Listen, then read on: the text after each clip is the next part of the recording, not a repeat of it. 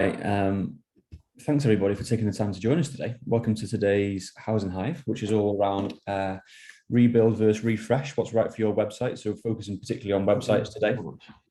So yeah, hopefully you'll take something away from the next 45 minutes or so. I'm assuming everybody who's registered and joined us today is thinking about some sort of website project at the moment in terms of the current one, or maybe today we'll find something that's useful to you. Technical issues as per. Yeah. Somebody's nicked the Well, the room that we booked doesn't exist.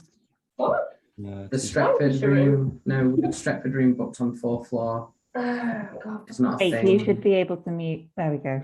Got it. A bit of housekeeping. If everyone could stay on mute, and then if we do have questions, we can use the sort of raise hand function or use the chat. Feel free to put things in the chat, and then we can pick up questions as we go. Just beat me to that then. Thanks for that, Jeff. So yeah, on the agenda, we'll go through, for those of you who are new here today, we'll go through very quickly who I am, who Prodo are.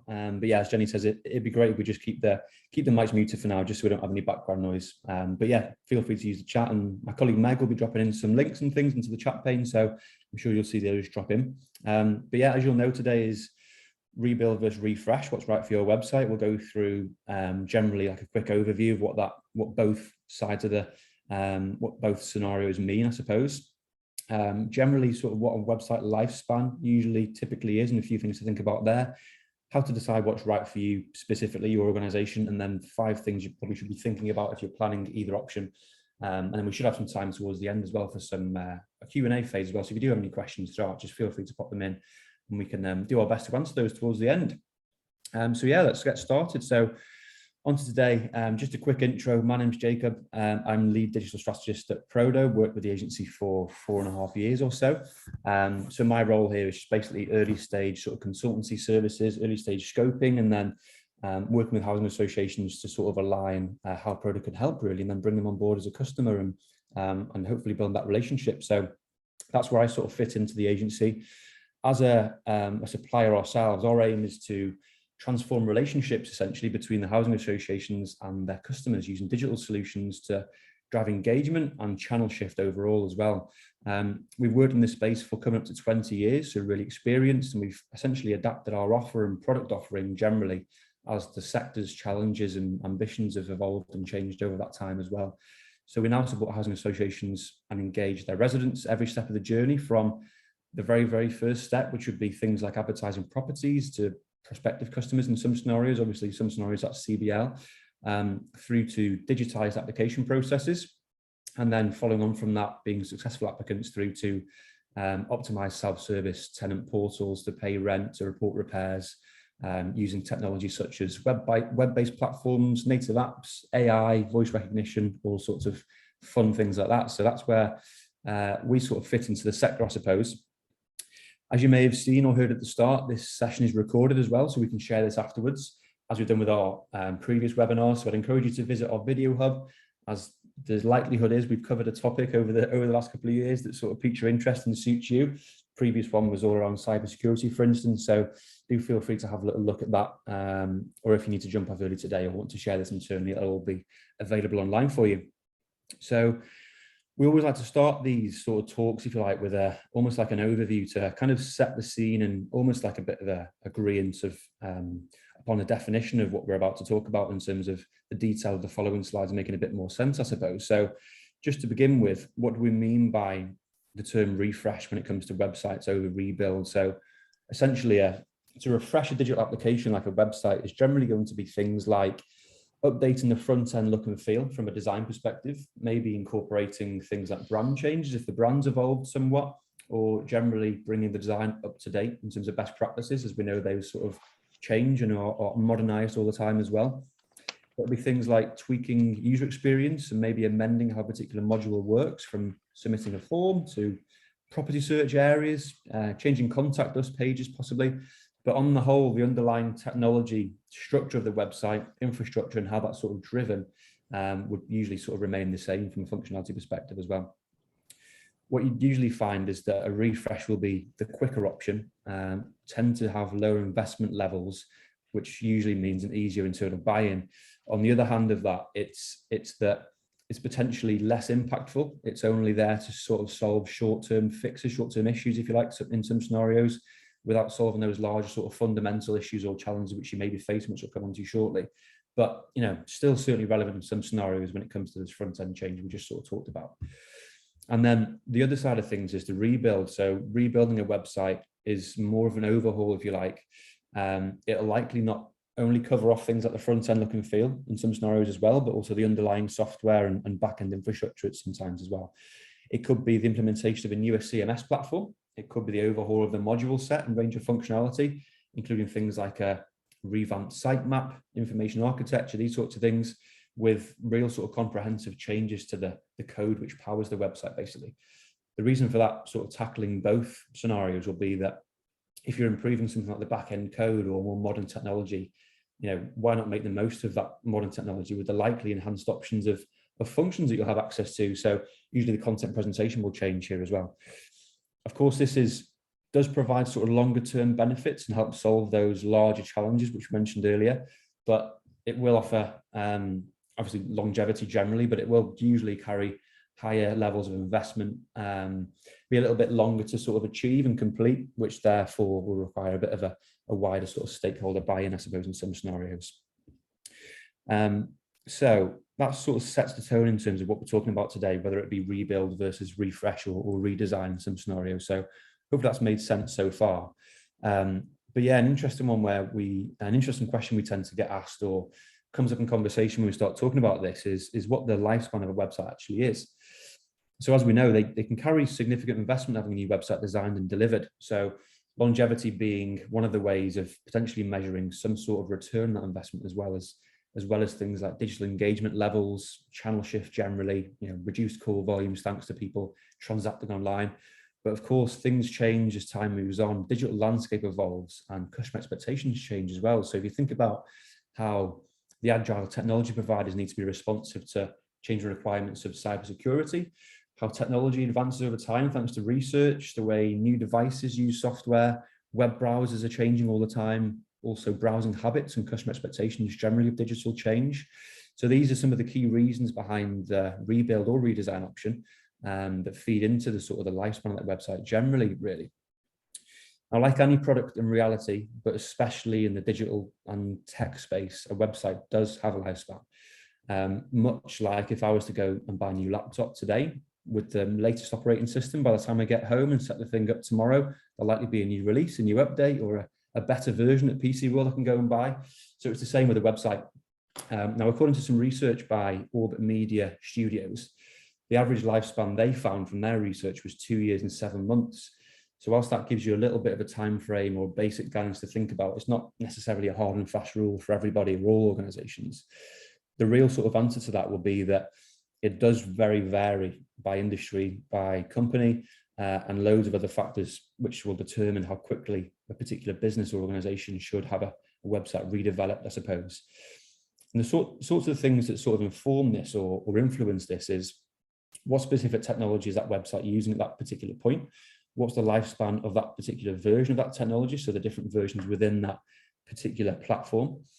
For growing organizations as well, is that technology still suiting now compared to the scenario when it was first purchased and first delivered? In terms of audience, have the audience types or audience preferences changed over time? The website performance itself, has that sort of declined, or is that sort of maintaining nice and steady, or even improving from a traffic and conversion perspective? In terms of best practice, is that still being met from a cybersecurity perspective? As we sort of mentioned earlier, that's obviously changing, evolving all the time, unfortunately. Does the look and feel of the website still represent a brand and organization the way you want it to and follow those modern trends? And are there possibly some more modern features out there that you're not using now that really suit your users and audiences, things like chatbots or some sort of automation which could sort of help your users in any way? So there's loads to think about there. I think from our experience at Prodo, in terms of building websites for housing providers for 20 or so years, probably safe to say lifespans tend to be 2 to 4, maybe in some scenarios 5 years. Of course, that's some things are out of our control, even our hands as the experts. You might have a website launch right before a new version of the platform is sprung into the market, having an impact. You might have internal processes possibly in politics, sign-off points and things which take a long time to get through. So when they're completed, the website's already aging. So going back to that first statement of it really does depend on each individual organization, if we're being completely honest in terms of answering that question. When it comes to building upon what you already have, in reality, there's only so much you can do in terms of refreshing and building upon that existing system that you can do with success, really. Obviously, the beauty of an open source CMS, something like Umbraco that we use at Prodo, is that you have the flexibility to do just that. You can have your web agency or developers build new, exciting features on top of what you already have to engage your changing audience types, possibly. You can ensure that design matches what you need it to and enhance the user experience, plug in new functionality, these sorts of things. But there's only, in reality, only so far you can go with this. And if this is over the course of years and years and technology that's only getting more data day by day, it can in turn end up being more difficult to manage the code itself from a maintenance perspective, but also from a content management experience perspective as well. So going in there, making content changes, this can become a bit more difficult if there's new things added in all the time. So there's a term some of our technical people at Prodo use called technical debt, which is basically the fact that code and web practices change all the time and are modernized as sort of new things are released, and research is driving this sort of stuff. So when the website's built using particular protocols from that snapshot of time, at that point it's delivered. As time moves on and these protocols change, developers learn new ways or more efficient ways of building things. The older parts of the website can hinder the performance overall generally, which in some scenarios may sort of lead you on to a rebuild. So it's really a trade-off between the investment of having a new website delivered or rebuilt versus the risk of continuing to invest in that sort of degrading piece of software, if you like, if it is a few years old. So moving on to, I suppose, having covered a fair bit of ground already, what's the process for deciding what's right for your organization? You're all individuals on this call, respective housing associations, likely in comms, IT, digital transformation, customer experience. So how do you decide what's right for you, I suppose, considering all of those things we've mentioned? So there's a few things to think about, I suppose, which should inform this decision. The first one is, and I've touched upon it a little bit so far already, is the CMS, the content management system itself. Now, upgrading that is more complicated than just clicking an update button like you would do on your iPhone when there's a new iOS. You may even need to migrate your website to an entirely new platform if you've completely outgrown the current one. And running that more out-of-date software for a long period of time can cause issues impacting things like performance generally, or possibly security. So you're more at risk to possibly downtime even, or security threats if it's been a few years since the implementation, or at least the updates. Because most providers won't release updates as consistently with older versions as they will with their newer versions for obvious reasons. Now, this is the case for all CMS platforms, and Umbraco we use is no different. They'll release incremental updates as time moves on. But every few years there's a major upgrade or major release, if you like, of basically a new platform. And as they sort of continue to grow and want to make the most of the new technology they're launching, they will sort of cease to support older versions at certain times. I suppose the good news for Umbraco users, if any of you guys, I know some of you on the call will be using Umbraco at the moment, later versions of Umbraco 9, that upgrade path between incremental versions and major versions is much more simple compared with the older versions. So longevity will be less of a concern, I suppose, going forwards. The next point will be, it doesn't look great or it's got a poor user experience. So as we mentioned earlier, design user experience, best practices change all the time to be in line with customer expectations. The website's there to serve a particular purpose for your different audience types. And if a remit of those people are put off by being unprofessionally designed or difficult to navigate, it almost defeats the object of having it there in the first place. They'll just hit contact us, get on the phone, wait and call queues, which I know we're all looking to avoid in most scenarios anyway. So monitoring the success on the website from a UX standpoint is really important, as well as the back-end CMS perspective as well. Evolving customer expectations is one which really drives these sorts of decisions overall. So in recent years, there's been a major shift, not only in technology, but also the customer behavior related to mobile search, which of course is not news to us today, but it's a good example of how expectations have really changed over the last few years. It varies from industry to demographics, but mobile devices are now preferred in terms of searching generally. It's got to be more than just mobile friendly. It's got to be optimized and operate just as smoothly as desktop.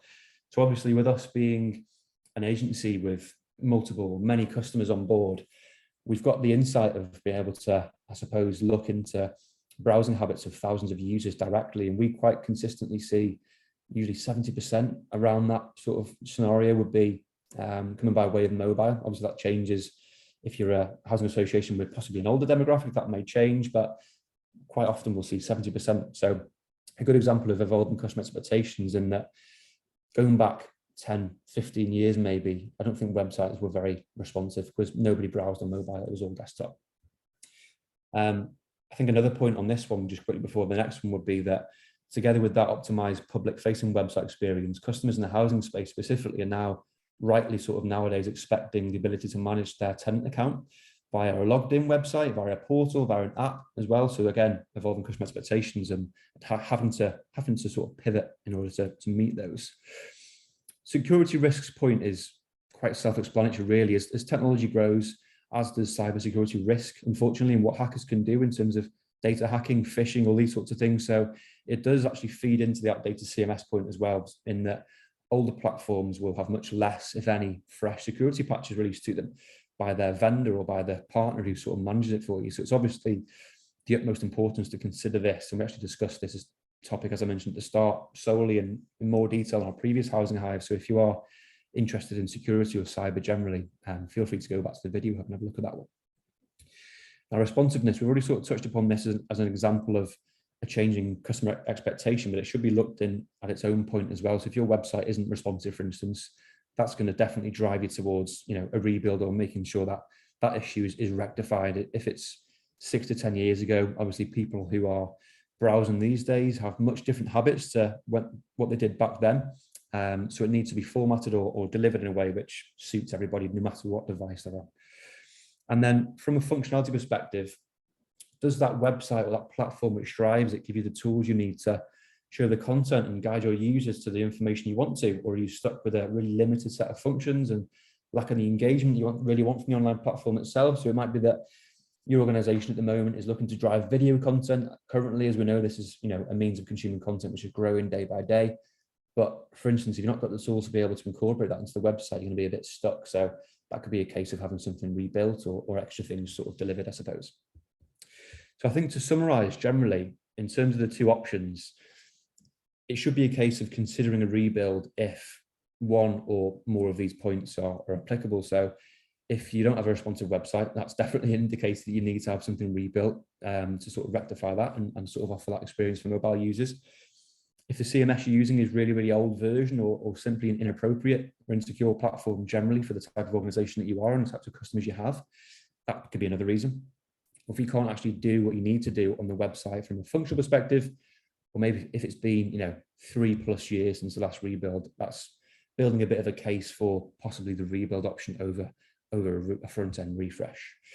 Now, on the other hand, a redesign and refresh could be more suited if your performance generally on whole is maintaining, you know, quite good from a traffic and conversion perspective, or any other KPIs you might want to track, such as people directed off to customer portal registrations via the website or forms submitted about repairs, these sorts of things.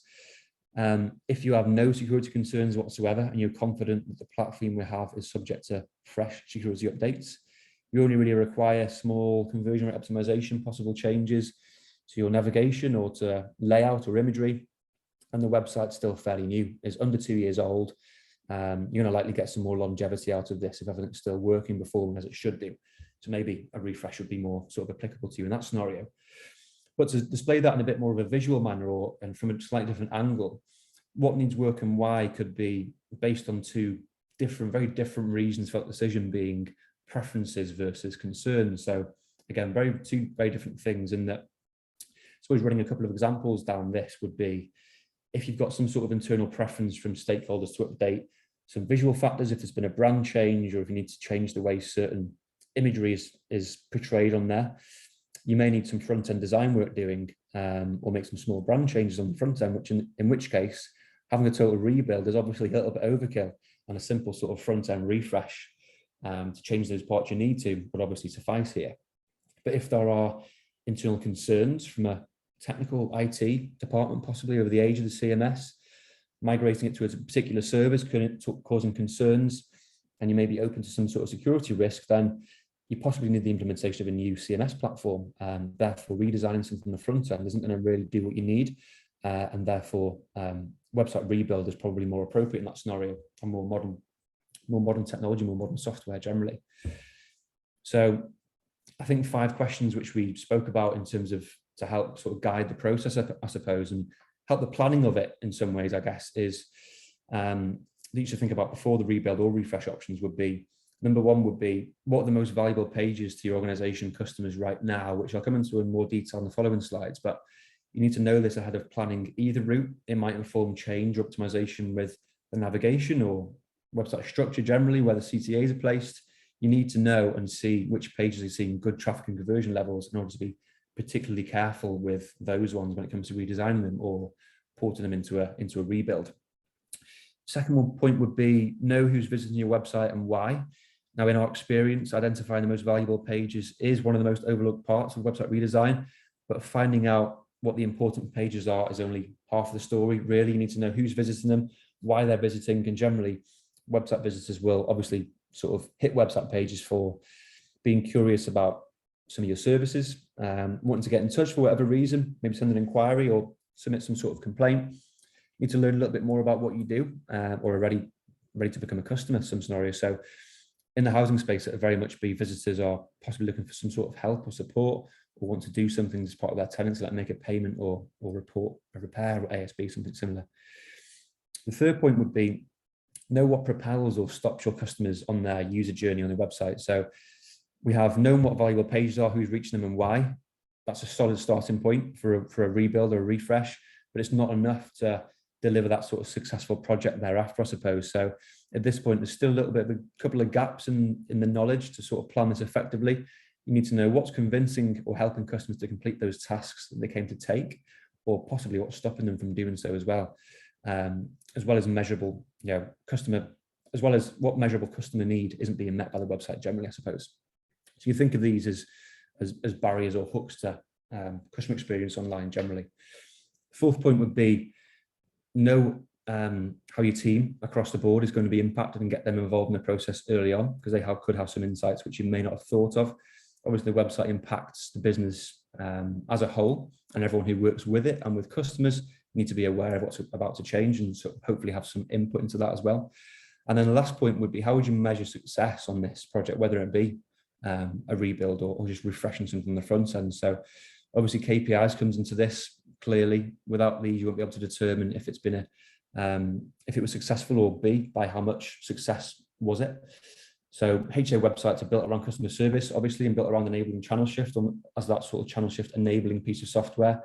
So some relevant KPIs to think about could be repeating visits from customers, multiple page views, session length, conversions, goals met or events met if you have that set up. So you can use qualitative metrics potentially as well to determine the impact of the rebuild. For example, if you have the means of sort of sending customer satisfaction scores, CSAT surveys or NPS scores, customer effort scores, these sorts of things should all feed into essentially the success of whichever route you go down, I suppose. And then before we sort of close and ask for any questions, you think about the rebuild process as a house remodel. You wouldn't start by remodeling certain aspects of your house by just going in and knocking down walls without sort of working out which walls are load bearing. Small shout out to Jenny, who's going through a significant renovation at the moment on her house. Likewise, before launching a rebuild on the website perspective, you should have a real clear map of your website ecosystem, scope out wireframes, potentially know which pages need to be handled with care versus which ones can just be torn down and rebuilt from scratch. So one way of doing so is using some sort of matrix like this, and the page will likely fall into one of 4 categories. The first one being top right, being high conversion and high traffic pages. So these are obviously the most precious and most valuable pages for your organization.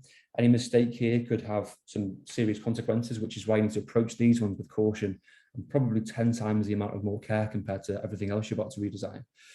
The next one could be high conversion, low traffic. So these pages are still important because the conversions they're leading to, possibly new customers or new inquiries.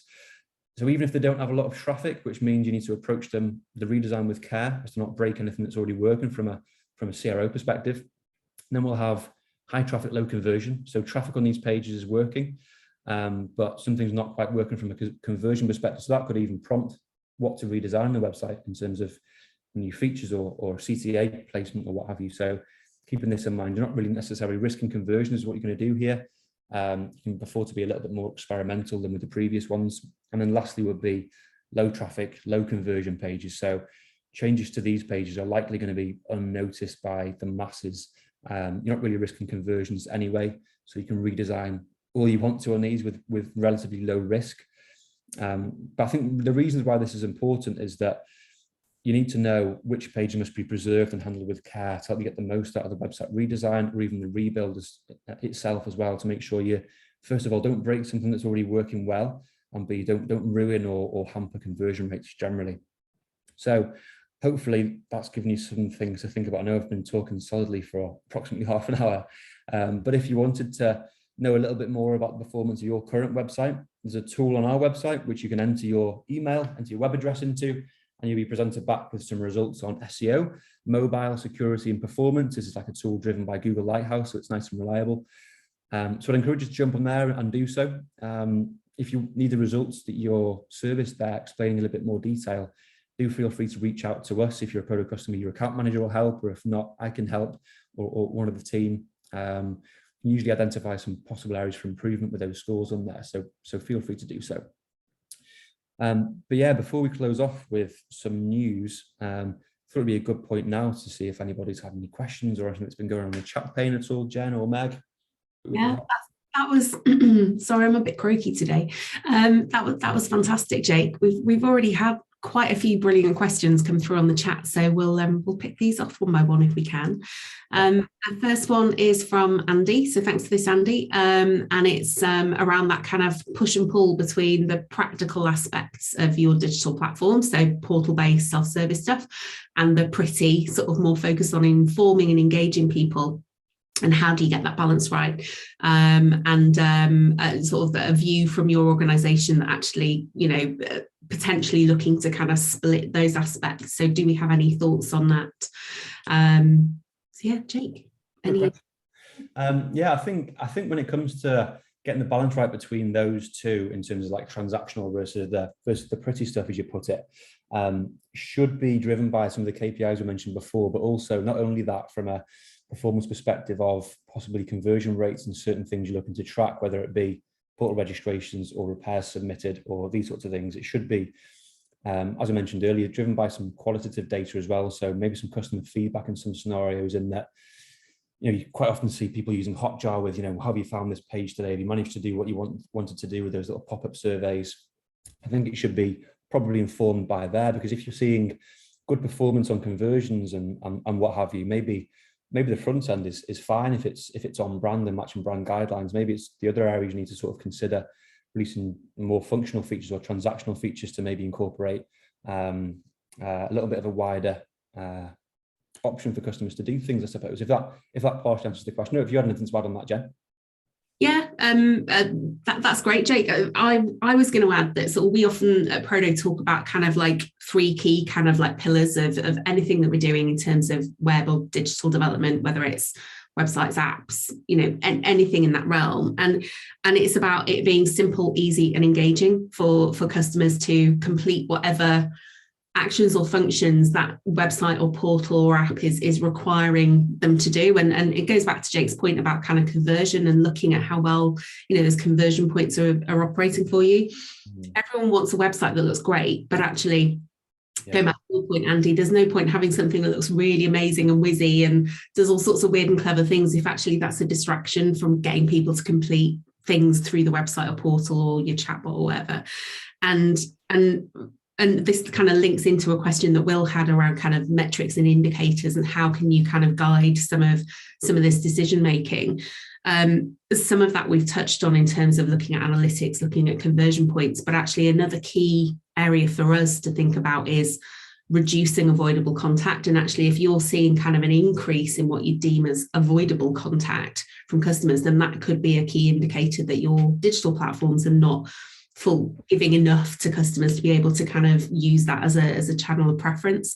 And we know not everyone's going to engage with you that way, but that principle of keeping things simple, easy, and engaging will minimize that friction. So it's about looking at how many how many clicks or taps does someone need to go through to complete certain actions? How easy do we make it for that user to navigate between the kind of informative side of things to the more transactional and action-based parts of your web or portal?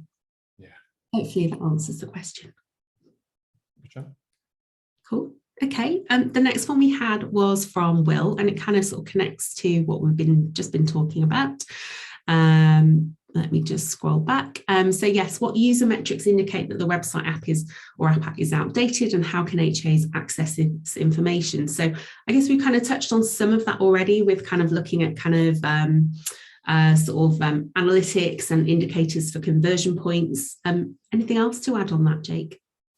In terms of KPIs to indicate that it's outdated generally, there's probably a few things in that, isn't there? Whether you're talking about outdated software, or whether you're talking about like outdated design best practice, or what have you. So yeah, I think again it's a similar answer really, in terms of being informed by those key KPIs which are relevant to the platform which you've got, relevant to your particular customer base, whether it be things like form submissions in a particular area, or traffic levels increasing, and then therefore possibly in the customer service team seeing telephone calls hopefully decreasing somewhat.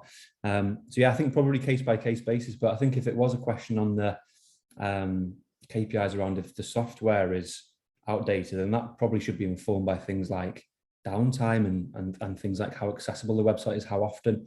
If you've got a certain level of downtime that's increasing all the time, then that would probably indicate that something in the back end or infrastructure side of things is probably outdated. So I suppose two ways to look at it, I guess, if that helps at all. Yeah, that's great, Jake. Thank you. And I think another point on the sort of avoidable contact side of things, that's, it's really important that we don't think about that purely in terms of like self-service portals or mobile applications. Actually, the website can, support self-service from an information point of view and an inquiry resolution point of view really successfully. So that's something you should consider as well. Next question was from Emma. Thanks for this, Emma. What are the emerging web design trends or technologies that HAs could look at to incorporate into a rebuild? I wish we had Lawrence on the call with us, because actually to say on this. But I think from a technology point of view, Jake, maybe we could talk a little bit about Umbraco 9 and the sort of benefits that offers at this point.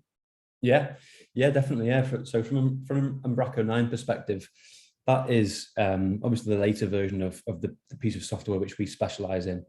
And yeah, as I mentioned a little bit earlier, from a back-end perspective, it gives a more direct route between upgrading and sort of updating between versions, which is great for longevity generally, great for sort of code maintenance, because it's a consistent code base.